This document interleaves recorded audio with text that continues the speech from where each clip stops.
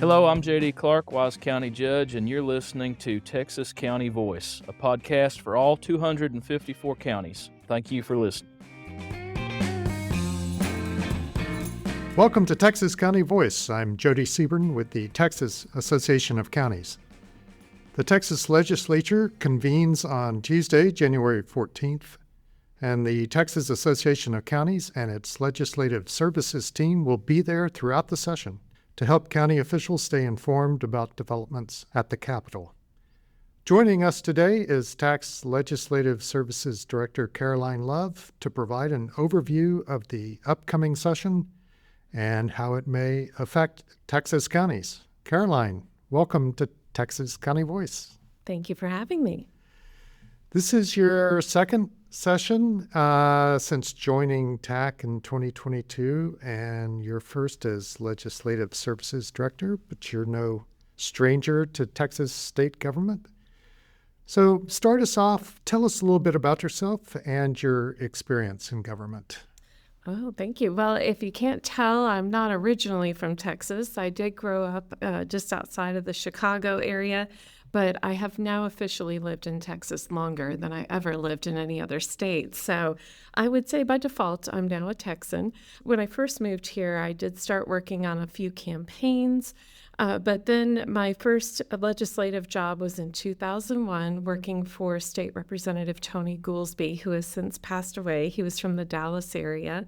And I caught the legislative session bug, so to say, during that session.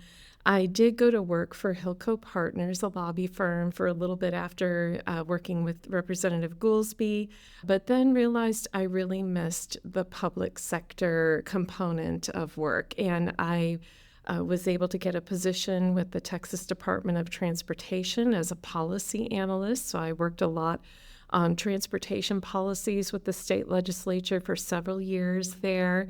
And then in 2014, I joined the Texas Department of Motor Vehicles as their Director of Government and Strategic Communications. In that role, I not only worked with the legislature, but also helped get out information about motor vehicle services that were provided by TXDMV. And also, we did media information and outreach through that department as well. But then I thought it would be nice to, after having been there for about 7 years, to have a little bit of a change. I did go to work for the Texas Municipal Retirement System for just over a year as a communications manager.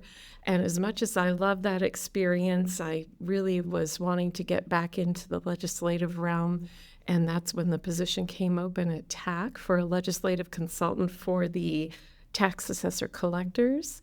And having worked with them previously during my role at TXDMV, I really enjoyed an opportunity to work with them again and really had a great time during the 2023 session, not only being a TAC employee, but representing those county interests up at the Capitol.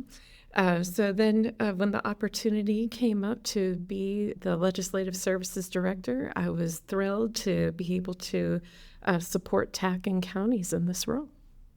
So tell us a little bit about legislative services and how the department is preparing to help counties navigate the session. We have an incredible team of several employees that are focused not only on some of the data and analytical support that help us get through session. That part of our team really focuses a lot on things focused with our fiscal notes process and other ways that we can help support the stories and narratives that are important to counties. And then we also have all of our affiliate organizations represented with a legislative consultant, and those consultants work closely with those affiliates to determine what legislation is impacting their offices and then how to navigate the session on those issues. And what are some of the events that Legislative Services is planning that will help officials stay up to date? Every Tuesday morning, we have a Tuesday morning breakfast beginning at 7 a.m. for county officials. And it is something that everyone will get an invite for. There's a virtual option as well as an in-person option. And those are opportunities for all of our officials to come together and talk about what's going on at the legislature that week and kind of plan for what resources may be needed going forward on issues. We also will have a Counties at the Capitol Day on January 28th, which is also a Tuesday. We'll begin with the breakfast that morning and have a few legislators available to speak with county officials on what they see as their top priorities for the session. And the department produces a weekly newsletter that catches people up on the latest developments. Yeah, we definitely try to provide information through every resource that we can. The weekly newsletter is one of those opportunities that keeps everybody in the loop on legislation filed, on what legislation might be coming up for a hearing, on what legislation might have been heard during that last week, and what county officials may have testified. So it's a very helpful resource. We also keep a lot of information available on our website. There's a County Bills by Office page. So if you look on our Legislative Services page on the website, if you click on that button, you can look at either all bills that have been filed that we've identified as having an impact to counties, or narrow it down to a specific office, including anywhere from county judges and commissioners to county clerks to county sheriffs. So it's a great resource if you're interested in seeing what legislation we've identified that may have an impact there. We also will be working on podcasts such as this that cover some of the hot topics and issues that may be coming up during this session, as well as Tack on the Ledge, which is something we'll feature on a regular basis. Previously, we had done that weekly, but this session we're taking a different approach and having that available every so often when hot topics come up so that we can keep counties in the loop on what is happening at the Capitol. Yeah, those resources can be found on county.org under Legislative Services, and I will also make sure we post those links on the show page for this podcast. So the session's official start as we record this and as this episode is scheduled to be released is a few days away. So what are some of the major issues that counties will be keeping a close eye on this session? A lot of the topics that are covered during legislation that's been filed so far include things related to school choice, which we know is a big priority for our governor and for other leadership in the state. Border security has been a common theme among some of the bills that have been filed, including a bill that would allow Texas to negotiate directly with Mexico on border security issues. But also, I think it's important for us to look at what's coming through the Sunset Advisory Commission process. For those not familiar, every 12 years at a minimum, state agencies are required to go through what they call the sunset process. And the Sunset Advisory Commission staff takes a deep dive into these agencies to determine whether or not they are still providing their original service and function as identified in the statute. And that results in legislation. They call it continuing legislation. Many of those bills have not yet been filed, but a lot of agencies that have a very significant impact on counties, including several river authorities, the Department of Information Resources, the Texas Department of Criminal Justice, and some of their related agencies. They're under sunset review this time around, so we'll be monitoring those bills as they work their way through the process to see what kind of impact it could potentially have on county operations. I know the County Judges and Commissioners Association is interested in ambulance services. Do you mind speaking about that issue? Absolutely. That's a very critical issue. Looking at those counties where ambulance services may take anywhere from 1 to 4 or even more hours to reach someone in need. And that's a very important and critical component to ensuring that we have a safer Texas for people. So the county judges and commissioners are looking at opportunities to provide funding for not only ambulance services, but the equipment and vehicles that are associated with it. Through this process, I've learned that an ambulance can cost nearly $500,000, which is a huge lift for a lot of smaller counties. And they're looking at opportunities for the legislature to help support counties in those efforts, because even if you're not from that rural county, you would likely be traveling through it at some point and may be in need of one of those ambulances. So they're always a helpful thing to have. And mental health has been a major topic at the legislature for the past several sessions. I assume that will continue to be a focus for counties. Yeah, the legislature did fund a lot of mental health facilities during the last session. One of the focuses for this session will be looking at making sure those facilities are adequately staffed. I think, like many industries, mental health is struggling to keep up with the demands for qualified people to be adequately paid and covered for those facilities. So that's certainly a pressing issue that the counties are looking to explore more during the session. And county clerks are always, they always have their eye on election-related bills. Are there any that have been pre-filed or that we expect to be filed that we'll be keeping a close eye on? Oh, for sure. There has been discussion of potentially removing county-wide polling and voting. That is something that, when it came into effect, has been very helpful to a lot of counties.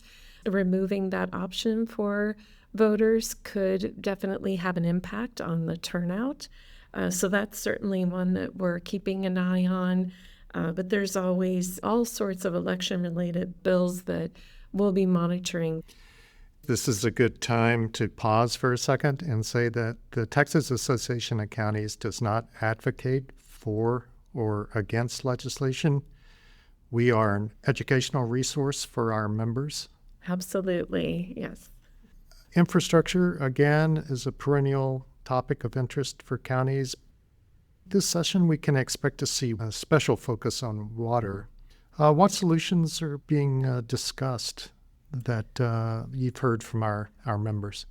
Yeah, there is a lot of focus on the future of water, and I will say that the state's top leadership understands that the availability of clean water is critical to the future success of Texas. There has been an effort by Senator Perry to not only research what the needs are for water infrastructure in the state, but also looking at some funding opportunities as we head into the session. There is a lot of need for the current infrastructure to be updated. I've heard somewhere that almost 50% or more of our water is lost through aged and leaking infrastructure. So that's going to be a huge component of ensuring water is available for the future, but also looking at processing and water plants. That's going to be another priority that the legislature is very focused on. And as I had mentioned, with all those river authorities going through the sunset process, they've done a really great job of highlighting the importance of water moving forward. So I do expect there to be very positive momentum in that regard. The legislature's only constitutionally mandated requirement is that they pass a budget. And we're expecting another large surplus this session. Maybe not quite as large as the $32 billion surplus of 2023, but still significant. What opportunities or challenges does this present to not only the legislators, but maybe for county government too? Yes, and the latest estimate that I saw estimates approximately $20 billion being available for the legislature to consider what to use it on for the upcoming session. The difficult part of this for the legislature is that this money comes from oil and gas severance taxes and other one-time infusions that may not be available for future sessions. As you mentioned, we did have a nice surplus 2 years ago. We may or may not have that type of surplus again in the future. There have been discussions of using some of that money for property tax relief, which is something that we saw happen during the 2023 legislative cycle. Whether or not that continues forward, it seems likely, but I do believe that there's more of a focus on making sure that this money is used for one-time projects so that the legislature does not become too reliant upon these extra funds being available.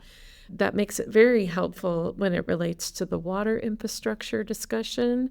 I think a lot of legislators see that as an opportunity to really put some helpful investment into that process. But, a lot of legislators will say it's a lot easier to pass a budget when there's no money than when there's a lot of money, because everybody comes to the table with great ideas. So I think we'll be keeping a very close eye on kind of how that budget shapes up and what ends up getting those funds going forward. Well, Caroline, it's going to be a busy session for you and the Legislative Services team. Thank you for taking the time to join us today. Do you have any final thoughts as we get ready for the next 4.5 months? Well, I would say that for as much as possible, if we can remember that we're stronger together, that will be the most helpful guiding principle we can follow. As it is often said, 254 counties, 254 ways of doing things, but for as much as we can have a unified voice, will make a very significant impact through that process. Well, I would encourage county officials to check out our county.org regularly for updates, legislative services. This podcast will be tracking developments at the legislature. This, I'm sure, Caroline, we will have you back on. Oh, I would love to join a few you. more times before things are done on June 2nd. Until then, thank you for joining us. And thank you for listening to Texas County Voice. Thank you. We'll see you next time.